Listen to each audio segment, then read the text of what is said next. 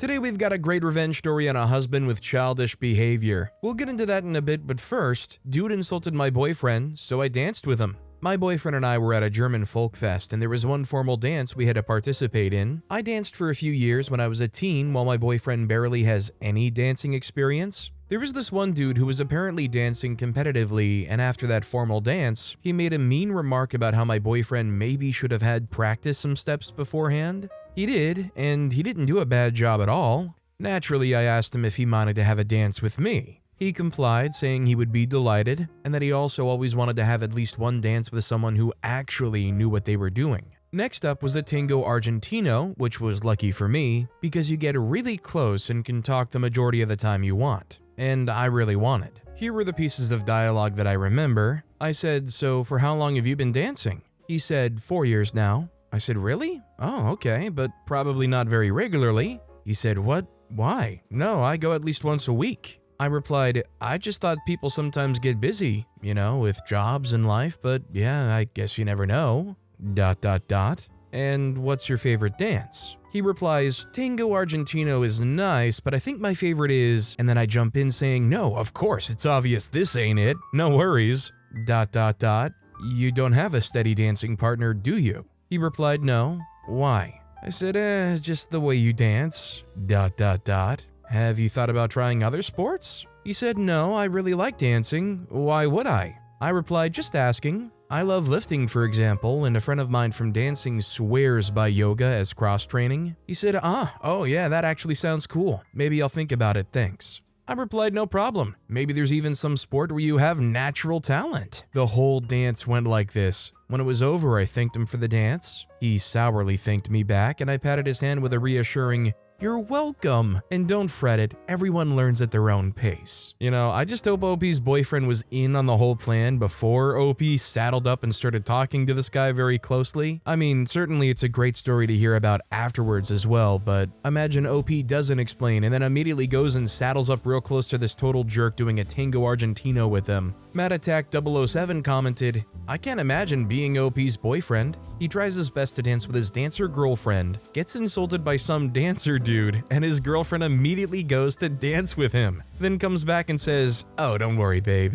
I insulted him the whole time. Trust me, I would have gone before the song was over.'" Also, hi, I'm Steven, and if you guys enjoy awesome stories of revenge, it would be amazing if you left a like or left a review if you're listening to my podcast. That said, our next story is Teacher Said No to Bathroom. 4th grade, asked my teacher if I could go to the bathroom. Teacher said no. I explained I really need to go, and if I don't, I'll pee myself. Teacher told me to hold it. So I immediately peed myself. I then raised my hand and said I peed myself and need to go home. The teacher literally said, "You're joking, right?" I then stood up to show the teacher my pee-soaked pants and pee all over the chair, and I said, "No, I'm not joking." The teacher sent me to the principal's office, who then called my mom to come pick me up. My parents had a meeting with the principal on this. That teacher never denied me a bathroom break again. Now, I'm not saying that I support the idea necessarily of people intentionally soiling themselves, but I feel like if I was a parent and my kid was going to school, I would tell them, hey, if your teacher literally will not let you go to the bathroom, you want to try to change that teacher for the better? Then, in my opinion, in the words of Happy Madison, you ain't cool unless you pee your pants. Nyai Oreo commented, "Not a bathroom story, but in 1st grade I wasn't feeling very well. School calls dad, who was rarely in from work abroad, comes to school at me and goes, 'She's fine.' I immediately threw up on his shoes. Guess she's not fine."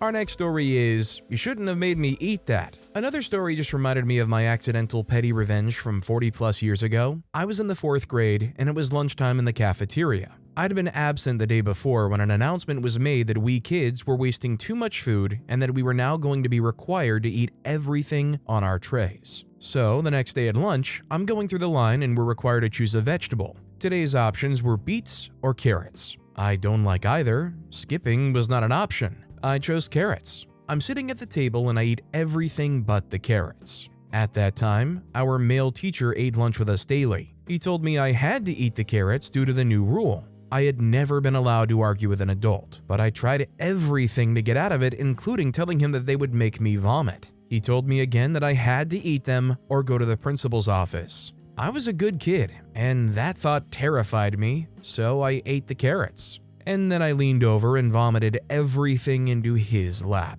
I was sent to the nurse's office and then home. Came back the next day, and the new rule was gone. I completely understand being conscious about food waste and trying to make sure that kids don't just waste food, but anything related to forcing kids to eat something, I feel like that's something that's going to go nuclear regardless. JennaBear82 commented, "My sister's teacher tried to get her in trouble for vomiting on her after she forced her to eat everything on her plate. My mom asked why she forced her to eat everything when my sister clearly vocalized that she was done eating." Insert Pikachu face from the teacher. My daughter's school has a share basket. They're required to leave with a fruit per the nutrition program, but they have a share basket so that if someone doesn't want something, another kid can take it. This avoids any waste because they have to throw everything away at the end of the day, regardless of whether or not it was touched. I've seen kids put everything from their fruit to milk to cheese in there, and at the end of lunch, it's usually empty. Our next story is, best friend painted my apartment pink while I was on holiday, so my best friend's more of a girly girl than me. Think lots of pink, hair and nails done, etc. I'm definitely not like this, and pink isn't exactly my color of choice. Anyway, she was looking after my apartment while I was on holiday, and as a joke, she arranged for painters to come in and paint my bedroom pink. She also put in pink satin sheets and pillows, all my art replaced with pink-themed art, a pink rug, some pink decals on the walls. You get the idea. So cue my petty revenge. While she was out, I went into her apartment and took copies of all of her photos on the walls, then photoshopped just her head to be about 25% bigger in all of them and put them back. It'll be a month this week and she still hasn't realized. How often do you look at your own pictures, right? So at a glance, everything is normal, but when you see it, you can't unsee it. She looks like a bobblehead in every one. Not sure how long it'll take her to notice, but I'm at her apartment a few times a week, and it makes me giggle every time. I'm slightly conflicted about what OP did here just because I'm wondering what happened to all the original photos. Like, would OP not be the jerk if they were like secretly holding onto all of the originals waiting for them to figure out? Like, what do? Slip the originals behind in the frame of the altered 25% larger head ones? Rough Principal 3755 commented, "This doesn't even sound like a petty revenge. Sounds like two friends who care about each other pulling little harmless pranks." I have a friend who's a real estate agent. For years, I would go to his open houses and sneak in a small framed picture of him to place in the house. I made sure to always try and go to the busy ones and would place it while he was engaged with real customers. I always joked I was there to use the toilet. The calls I would receive from him laughing when a client finally found it. Lucky that his clients actually found it as funny as we did. Mostly because it's so absurd, and for some, they didn't even notice it until packing the house up. This next story is, sometimes the best way to get even is to be nice. Houston, Texas is notorious for its horrible traffic when everyone's trying to leave work. And it gets really bad if there's an accident on a major freeway and people have to take to using surface streets. Such a case happened as I was trying to leave work and go to my hotel about 2 miles away. Traffic was crawling because there'd been a bad accident on one of the major interstates and people were being diverted onto other roads. I saw someone who was trying to get into the street from a parking lot, but because everyone was bumper to bumper, couldn't get in. I stopped and left them the space. The lady behind me in a big SUV absolutely freaked out. She honked, flashed her lights, waved her arms, and I can only imagine what she was screaming was not an endorsement of my good character. And she kept it up, doing little charges like she was going to run into me, that sort of thing. I let 4 more people join the queue over about half a block. I finally relented when I became concerned that her head was going to explode. I love a story like this where you don't have anything to do, you got nowhere to go, you can let people in and just let somebody like this get so heated up that they might explode. Brilliant Egg 3704 commented, "This is my favorite thing to do when someone behind me is losing their poop. I love being late because of this." ShayB123 commented, "The DC area got a ridiculous amount of snow in the late 90s. A few inches shut us down and I think we got over 40 inches. Everything was closed for days. Finally, everything opened up. There was one road that led from one area to another and it was bumper to bumper for 9 miles, going about 20 miles per hour. There were side streets that intersected this road. When I was near any of the roads, I would let a person in front of me, as most people were not letting them in. The guy behind me was losing his mind about it. At a red light, he got out of his car and walked toward me. I was terrified he was going to end me. He just screamed, 'Are you a freaking Girl Scout?' and then stomped back to his car. It still makes me laugh." Our next story is, have me do your homework but not talk to me? Got it. This happened years ago during my freshman year of high school. I went to a newer STEM-based charter school, and so one of the classes we had was programming. I already had a good understanding of the basics of Python before even taking the class, so it was my easy A class. Well, being that I was at a new school and have never been the popular girl, I didn't want to lean too heavy into the nerd that I ultimately am, and instead try to be cool. In doing so, I started to establish a friendship with the it girl of our school. We were talking about programming class, and she mentioned how the homework was impossible for her, and to kind of try to solidify our friendship, I offered to do it for her. Genuinely, I didn't mind for a while. It helped me practice things that otherwise I would have forgotten and gave me more excuses to code. Well, after a while, we would only talk to ensure that I'd done her homework. I guess she didn't think to just log in to check herself, and that was it. So eventually I started to do her homework less and less until fully stopping. Suddenly, her grade went down and she realized it was because her homework was not being done, and when she confronted me about it, I was very honest. Now, here's where the unintentional revenge happened. So, the homework program they used for our coding class had a major programming flaw, ironically enough. If you opened up an assignment, didn't type anything and hit continue, it counted as 100%. Not just started or viewed, it registered as a full 100% completed and correct. This meant that when the teacher looked, she would assume the program meant to grade your code, graded it correctly, and just copied the grade over. So in order to balance my homework and hers, towards the end, before I entirely stopped doing her homework, I just skipped all of her assignments. One day, me and her were talking and I told her about this trick, but said I didn't do it too often, just on the extremely difficult assignments. Well, she wanted to try and get back at me for not doing her homework, so she went to the teacher and told them how some people aren't doing the assignments and instead are just hitting continue. So the teacher painstakingly went through all of the kids' homework assignments and adjusted the grades accordingly. Everyone went down at least one letter grade, including her. She went down from, I believe, a C or D to full-on failing. However, my grade didn't move. I'm assuming since my teacher knew I loved coding and had a background in it before even going to that high school, that there was no need to go through my assignments. It girl ended up screwing herself over so bad she had to retake the class, and I got my easy A. Next time you want someone to do that big of a favor, at least try to talk to them. I'm not gonna lie, if somebody's doing my homework in a class that I either can't be bothered to do, or I just don't know or am interested enough to really put in the effort, I'm gonna be doing my best to make sure that person stays happy and I'm in their good graces. Dependent Compote 259 commented, "Next time develop some boundaries and don't try to nurture a purely transactional relationship. She never respected you, despite your efforts." Our next story is, I tricked my slacking friend into getting me a 10 out of 10 for a school project. High school friend and I were just reminiscing about this, and since my train is delayed, I thought I'd share. Back in school, him and I were assigned to work on a geography project about plate tectonics. Friend hated geography and had a sour relationship with the teacher. I, on the other hand, was quite good at the subject and even liked it. I suppose that's why friend chose me as his project partner. After a few days, I noticed he hadn't done any work on the project whatsoever. When I confronted him, he basically said, "Look, I have no intention of doing anything for this project. Please just give me a good grade. I would only hold your grade back otherwise anyway." Of course, I was annoyed and I informed him this plan wouldn't work. I've always been quite good at writing, at least in our native language, and I had a very distinctive writing style even as a teen. So if I did everything myself, the teacher would notice. Friend did not take this warning seriously and basically brushed me off to do the entire project myself. This is where the revenge started. I looked ahead in the school agenda and noticed that we had a big economics project coming up, at least 3 times bigger and more important than the geography one. I despised economics and sucked so hard at it, not least because it involved very little writing. Friend, however, excelled at it. Always the entrepreneurial type. Economics was his best subject by far. We were part of an 8-person friend group, though friend was my best friend, so I informed the other 6 of my plans and convinced them to form pairs so that friend would basically be stuck with me. The day we got the economics assignment, friend seemed a little annoyed to have someone as incapable as economics as me as his partner. A few hours later, it was time for geography class. I had turned in our project the weekend before.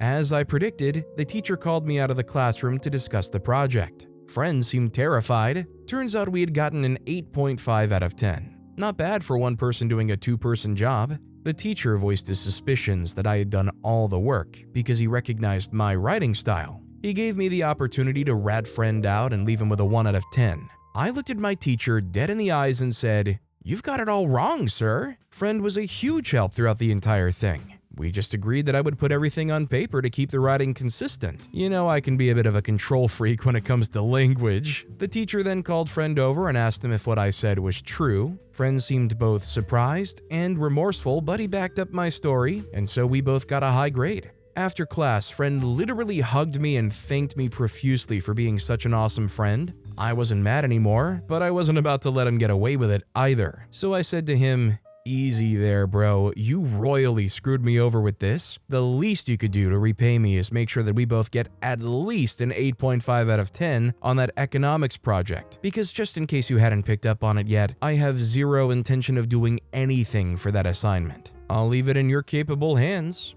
I would only hold you back anyway." Friend looked at me for a second and then started laughing. He apologized for his behavior and did the entire economics project, which was so much more work, while I just sat home living my best teen life. And he delivered. He got us a perfect 10 out of 10, which actually elevated my score to a passing grade. There's not really a villain in this story if you ask me, but some lessons were learned either way. We had a great friendship, and I'm glad we have situations like these to laugh about now. I love a story that just about everyone can relate to. I think we've all been in that situation where you have to work on a group project and either you find yourself or somebody just refusing, just not even taking any effort to even attempt to initiate anything. Geek Runner 1 commented, "Honestly, this is how it works in the workplace. Relying on each other's strengths to shore up each other's weaknesses. Glad your friend realized and had a good laugh about it while still delivering." Our next story is the pettiest of all revenge. Husband and I went to a very busy specialty grocery store over the weekend. Parking lot was busy and packed. We ended up parking at the back end of the lot. Walking into the store, we see some young woman in a BMW park, half-heartedly and crookedly, in the one free handicap parking spot. No plaque, and she's obviously healthy, just super entitled. I hate that crap, it drives me nuts. So I made it my mission to be in Miss BMW's way inside the store. I got in front of her with my cart and just did my level best to anticipate where she was going to try to go next. She wanted to get to the berries. Well, how strange, so did I. And maybe I'd never seen berries before because I examined several packages of them very closely and only moved when I sensed she was about to give up and go around. So I ambled along and seemed like she was heading for the bread aisle. So I had to go check out the bread and, hey, what's in this bread anyway?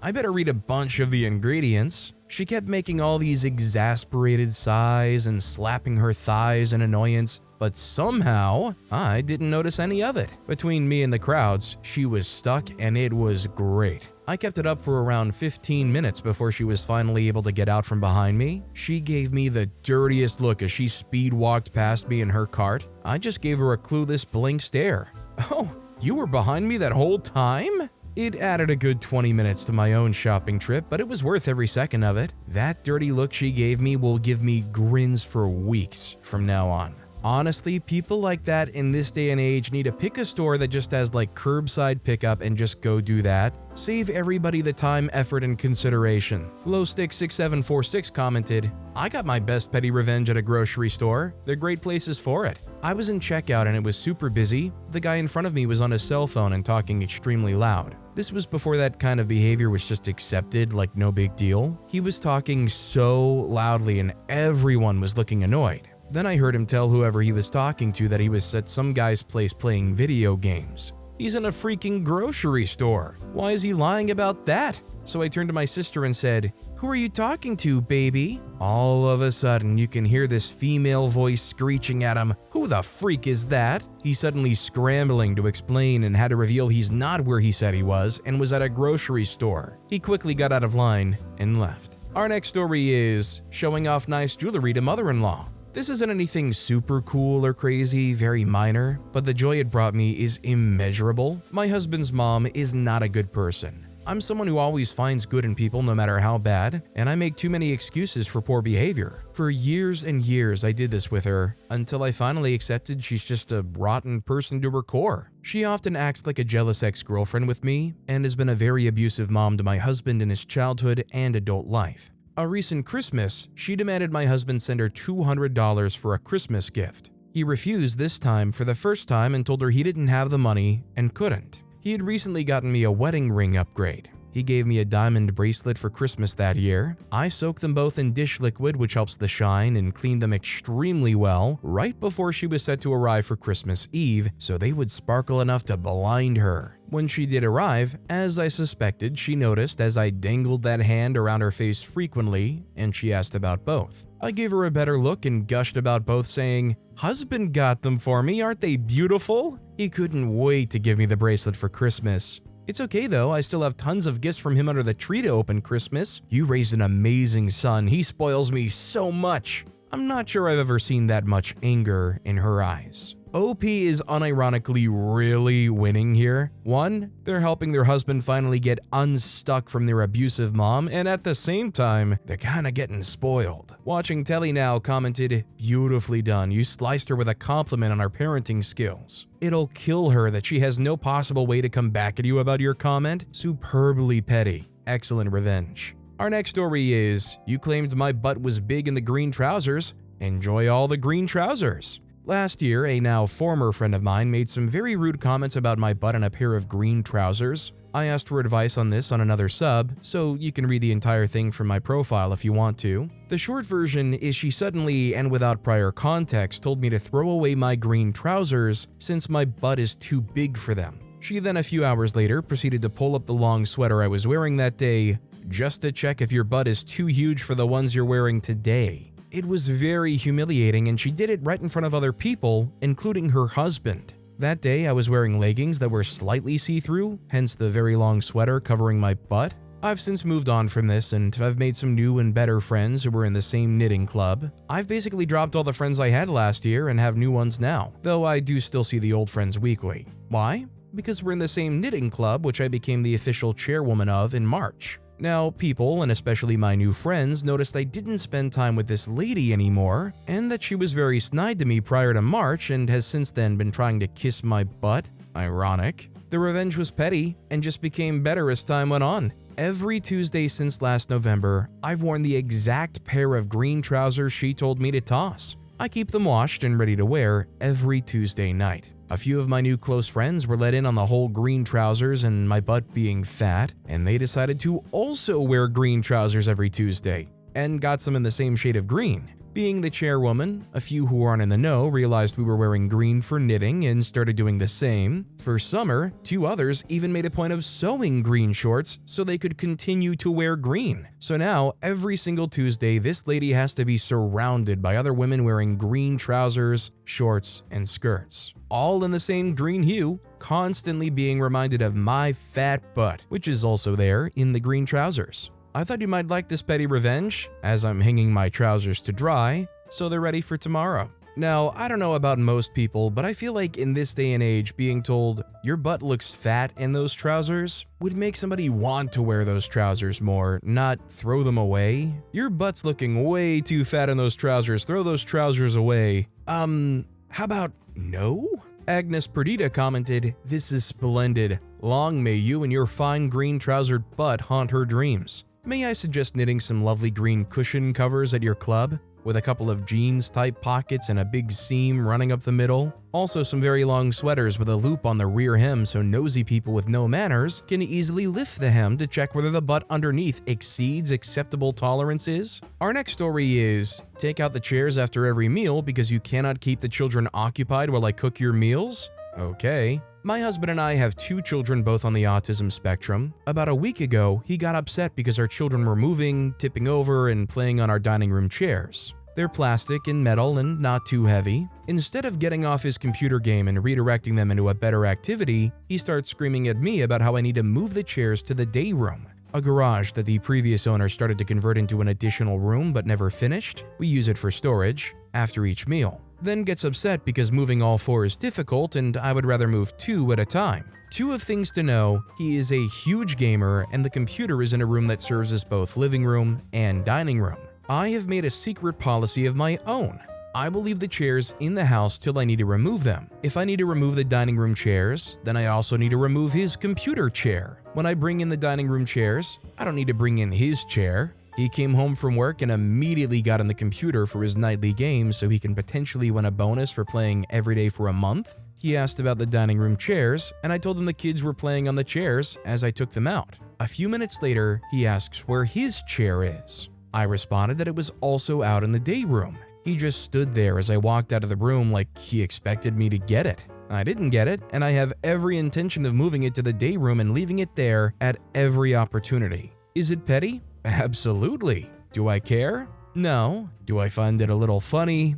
Yes. I can find amusement in little things such as making him get his own stuff instead of expecting me to deliver it to him. Yeah, I think childish behaviors is definitely a good way to describe this guy. He definitely fits the bill as somebody that's more fixated and worried about his dailies than he is about taking care of his kids and being an active parent. I think just about anybody would rationalize hearing this story that the solution is not just to remove the chairs every opportunity the kids mess with them. It's just convenient for him when it solves his problem, and he's not the one having to move the stuff. Lairness commented, "Uh-oh, who's going to tell her?" I'm not, because I can understand the whole situation being very overwhelming for everyone involved. But the solution to this isn't going to be easy. Lord Bubba the Chast commented, "Well, I'm just gonna spit it out as a woman whose ex-husband behaved identical to what OP described. Dude sounds kind of abusive, at least verbally and or emotionally. Obviously, who knows what's happening behind the scenes, but yeah, tons of red flags here. Something to be mindful of, friend OP. You don't have to live like that if what people are pointing out here is ringing a bell. At the very least, yourself and your children don't deserve to be screamed at over such small things, or in general."